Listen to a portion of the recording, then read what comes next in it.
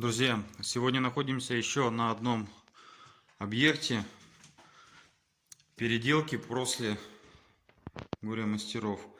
Итак, значит, ложилась фанера под линолеум, под ламинат. Значит, ошибка первая. Вот. Ну это просто нет слов. Как бы немножко надо в шахматном порядке делать. Дальше идем, слушаем. Фанера ложилась, чтобы устранить скрип. Я так понимаю, тут со слухом у того плотника, который делал, немножко плохо. Пол скрипит везде. Вот там в углу что-то задрато, поднято. Балкон вообще непонятно, что как что отделано. В общем, сейчас будем все это вскрывать дело. Также по другим комнатам. В прихожей тоже все скрипит. Обязательно будем пылесосить перед тем, как укладывать фанеру. И также перед укладкой ламината в последующем и линолеум тоже будем все тщательно пылесосить строительным пылесосом, дабы избежать нюансов впоследствии.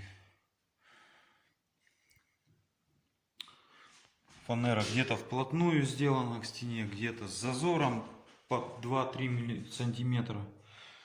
Ну, сейчас будем все это выравнивать. То есть здесь вот она плотно, да, то есть все равно она влагу будет напитывать, она будет упираться вот в эту стойку, в этот угол, вернее, откос будет упираться, ее немножко будет распирать. Все равно нужно термический зазор делать в любом случае. У ламината делаем термический зазор, а у фанеры не делаем. Это что такое? И, блин, тут это вообще ужас. То есть вот он скрипт, он тут и есть. Скрипт он тут и есть. Хорошо, еще сниму в течение дня продолжение работы. Итак, убрали фанеру. Что она нам сказала? В общем, ребята, когда старое ДВП убираете, вот эти все саморезы, их выкручивайте, пожалуйста, либо забивайте, но лучше выкручивайте. Потом он здесь пытался анкерил. Так не делается. Вот это я не понимаю, что он вообще влаги тут такого наделал. Вот саморез вот так вот тоже не должен торчать. Если его вкручиваете, то он должен быть утоплен полностью. Значит, здесь подъем какой-то есть. Сейчас будем вскрывать половицу, тогда выравнивать пол. Пока все. Друзья, с помощью лобзика определяем с той и с другой стороны, где у нас идет влага пола. Вот она идет. Ставим рулетку для удобства. Дальше в каждую доску засверливаем всю влагу.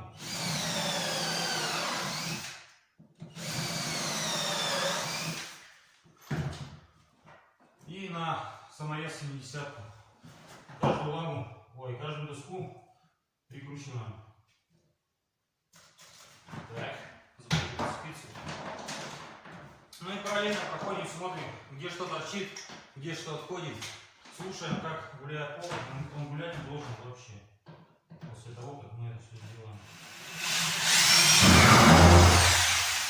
Раз.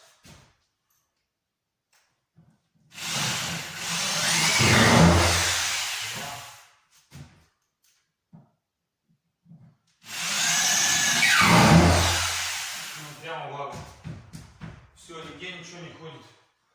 И так проходим полностью весь пол. Дальше покажу, как уже сами лаги будем привязывать непосредственно к бетонному основанию пола. Итак, что делаем далее? Далее засверливаем доску, лагу до бетона. Вот у меня уже не просверлено. Доску, лагу до бетона. Берем длинный бур.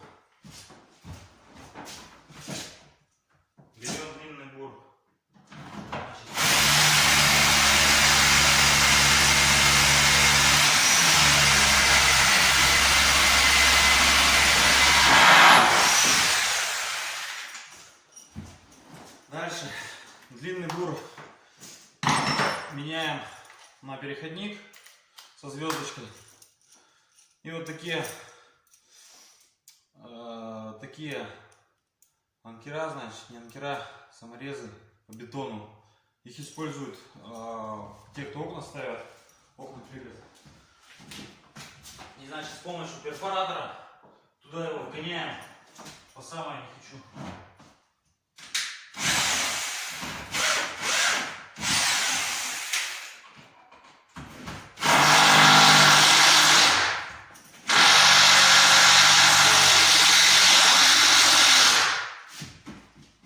Все, вечная память. Пол уже никуда не ходит, не гуляет.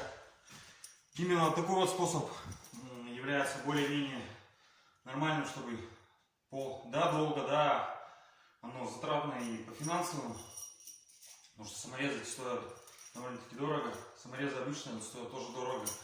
Вот на такую комнату, здесь 14 квадратных метров, на материалы, только на протяжку пола к бетону, без фанеры, без учета стоимости фанеры и саморезов на фанеру ушла 1000 рублей.